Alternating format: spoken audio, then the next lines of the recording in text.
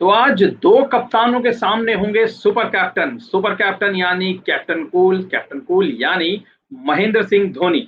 आज आईपीएल के 13वें सीजन का खेला जाएगा 21वां मैच। अबू धाबी के शेख जायद स्टेडियम में होगा ये मुकाबला, जहां कोलकाता नाइट राइडर्स और चेन्नई सुपर किंग्स होंगे आमने सामने। नमस्कार, मैं हूं तरुण वत्स और आप देख रहे हैं navbharattimes.com।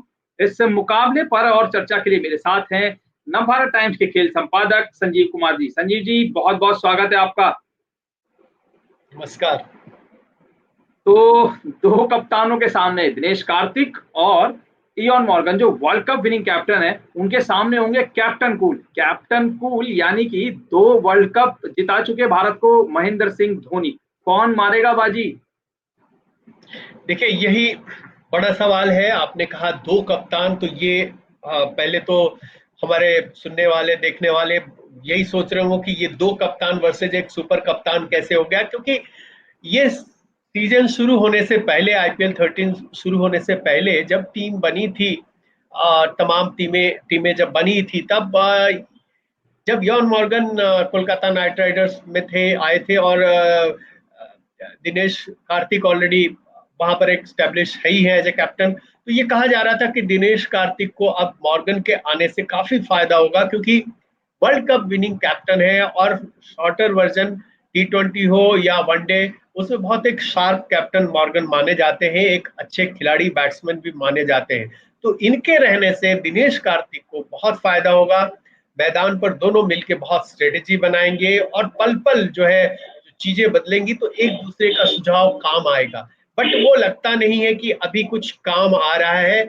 आप देखें तो इस टीम में वो कंसिस्टेंसी नहीं रही है जिसकी उम्मीद की जाती है।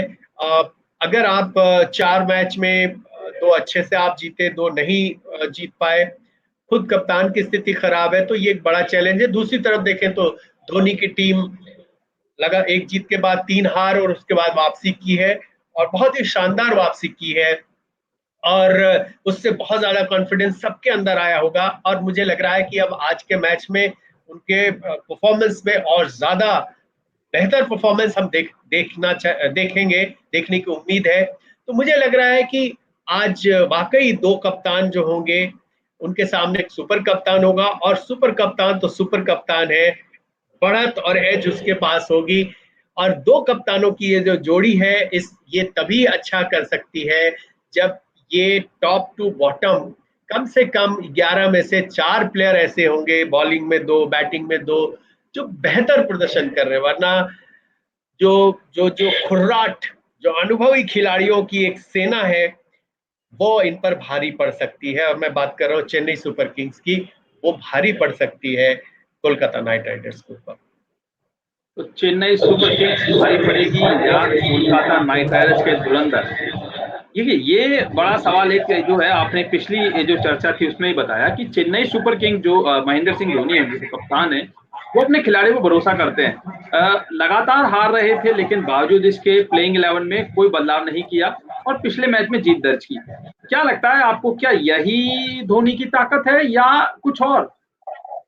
देखिए, ताकत तो देखिए, मैं एक बार फिर से वो बात बताना चाहूंगा। एक बार धोनी को मैंने यूं ही कहा, एक टेस्ट सीरीज से पहले, मुझे याद है नागपुर का ये वाकया है कि साउथ अफ्रीका से संभवतः सीरीज थी, तो मैंने कहा ये सीरीज तो हम जीत रहे हैं। लेकिन धोनी ने कहा कि आपको कैसे पता, क्योंकि सीरीज तो शुरू ही नहीं हुई, अभी पहली गेंद भी नहीं डाली गई। तो मैंने कहा हमारे पास एक एक मैन विथ मिडास टच है, अगर कोच भी छू दे तो वो सोना बन जाए। तो उन्होंने कहा ऐसा है नहीं। उन्होंने फिर कहा कि देखिए, कहा जाता है, अब संयोग ऐसा है कि मैं जिस बॉलर से बॉलिंग करवाता हूँ वो विकेट ले लेता है, बड़े बड़े खिलाड़ी हमारी टीम में रन बना देते हैं। अब उसमें मेरा कोई खास रोल नहीं होता है, कैप्टन उतना ही अच्छा होता है जितनी अच्छी टीम है। तो रोल वो इस बात को मानते हैं कि सही वक्त पे सही फैसला लेना कप्तान का काम है, लेकिन परफॉर्म करना खिलाड़ी का काम है। अगर खिलाड़ी ही परफॉर्म ना करे तो फिर कप्तान कुछ नहीं कर सकता। और ये सच है कि धोनी, आप देखिए, हर तरफ यही चर्चा हो रही थी कि उम्र दराज खिलाड़ियों की एक टीम है, बूढ़ों की टीम है, 35 एवरेज एज है। 11 में से देखें तो 8 खिलाड़ी जो है वो सब 31-32 से ज्यादा उम्र के हैं, क्यों इनको खिलाया जा रहा है, क्यों नहीं बदला जा रहा है? तो ये सवाल पूछा गया था स्टीफन फ्लेमिंग से भी पिछले मैच के दौरान। कमेंटेटर्स उनसे बात कर रहे थे बाउंड्री लाइन से, तो उनसे पूछा गया यंगस्टर्स, आपकी टीम के यंगस्टर्स, तो वो हंसे। उन्होंने कहा हमारी टीम में यंगस्टर्स कौन है, कोई यंगस्टर नहीं है। बेंच पर भी बैठे वो भी उम्र दराज है। अगर कोई स्पिनर आता है इमरान ताहिर, तो वो भी 41 साल के हैं। तो यंगस्टर एज सच नहीं है। तो ये एक मजबूरी कहे या फिर धोनी की स्ट्रेटेजी कहे, मजबूरी भी नहीं कह सकते, क्योंकि आपने इन्हीं खिलाड़ियों को रखा। अगर चाहते तो आप खिलाड़ियों को बदल भी सकते थे, नए खिलाड़ी खरीद सकते थे, रिलीज कर सकते थे कुछ खिलाड़ियों को, बट भरोसा कर किया। और ये भरोसा हमेशा काम आता है, खास तौर पे जब वो खिलाड़ी अनुभवी हो, टेस्टेड और ट्रस्टेड खिलाड़ी हो। अब आप शेन वॉटसन की प्रतिभा के बारे में सवाल नहीं उठा सकते, अब आप फाफ डुप्लेसिस की प्रतिभा के बारे में सवाल नहीं उठा सकते, अंबाती रायडू, केदार जाधव, सब अनुभवी खिलाड़ी हैं, टेस्टेड एंड ट्रस्टेड खिलाड़ी हैं। इन पर भरोसा जताना और उनको कंटिन्यू रखना, ये भी एक सफलता की वजह है सीएसके। तो मैन विद मिडास टच आज कमाल दिखा पाएंगे या नहीं? दूसरी तरफ है कोलकाता नाइट राइडर्स। दिनेश कार्तिक ने जब पिछले मैच के बाद उनसे पूछा गया कि क्या आप प्लेइंग 11 में कोई बदलाव करना चाहेंगे, तो उन्होंने कहा कि हाँ, हम इस बारे में सोचेंगे, इस बारे में टीम मैनेजमेंट से चर्चा करेंगे, कोच से चर्चा करेंगे। उन्होंने एक शख्स का नाम लिया, उन्होंने एक खिलाड़ी का नाम लिया, वो था सुनील नारायण। सुनील नारायण अब तक कुछ ऐसा खास कमाल कर नहीं पाए हैं। आपको याद होगा कि उनको जो है ओपनिंग पर भेजना शुरू किया गौतम गंभीर ने।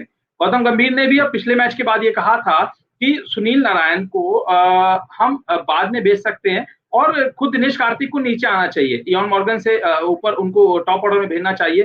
तो क्या आपको लगता है क्या प्लेइंग 11 में बदलाव होगा या नंबर्स चेंज करने से काम बन सकता है दिनेश कार्तिक की टीम का?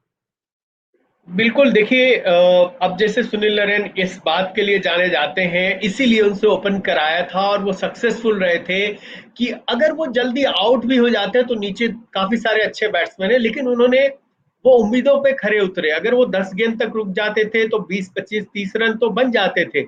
लेकिन अभी ऐसा हो रहा है कि अब वो 4 मैच खेल के 27 रन उनके खाते में है। ना स्ट्राइक रेट उस तरह से हम देख पा रहे हैं, ना एवरेज है, कोई एक बड़ा स्कोर नहीं है उनके नाम। तो फिर वहां पे समस्या आती है। तो सुनील नारायण के साथ मैं यही कहूंगा कि शायद उनको बाहर तो नहीं किया जाएगा, लेकिन इतना तय है कि उनको नीचे खिलाया जा सकता है, ये बड़ी प्रोबेबिलिटी है मुझे लग रहा है। और दिनेश कार्तिक के ऊपर लगातार हो रहा है कि अगर वो परफॉर्म नहीं कर पा रहे, अगर कार्तिक का भी देखे तो उन्होंने कुछ नहीं किया अभी तक। आप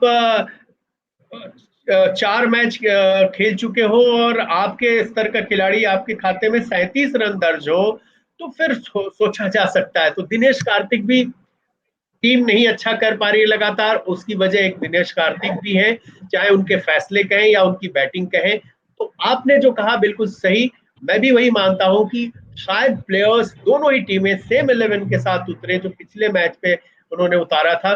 बट कोलकाता नाइट राइडर्स की तरफ हम ये देख सकते हैं कि हो सकता है कि शुभमन गिल के साथ दिनेश कार्तिक खुद ही ओपन करने को आ जाए और शायद ये ऑर्डर बदले। यही हम एक बदलाव देख सकते हैं, वरना प्लेइंग 11 मुझे लग रहा है कि कमोबेश वही खिलाड़ी होंगे जो पिछले मैच में खेले थे। तो प्लेइंग 11 में कोई बदलाव नहीं देखने को मिल सकता है। सीएसके तो लगातार उसी टीम के साथ बरकरार है और कोलकाता नाइट राइडर्स भी, जैसे कि संजीव जी ने कहा, कि नंबर्स को ऊपर नीचे करने से उनका काम बन सकता है। आप इस मैच के live updates, live score card और लाइव कमेंट्री नवभारत टाइम्स के ऑनलाइन पेज पर जाकर, वेबसाइट पर जाकर आप देख सकते हैं। बाकी मैच में क्या होगा ये तो वक्त ही बताएगा। संजीव जी, बहुत बहुत शुक्रिया इन तमाम जानकारी के लिए। धन्यवाद।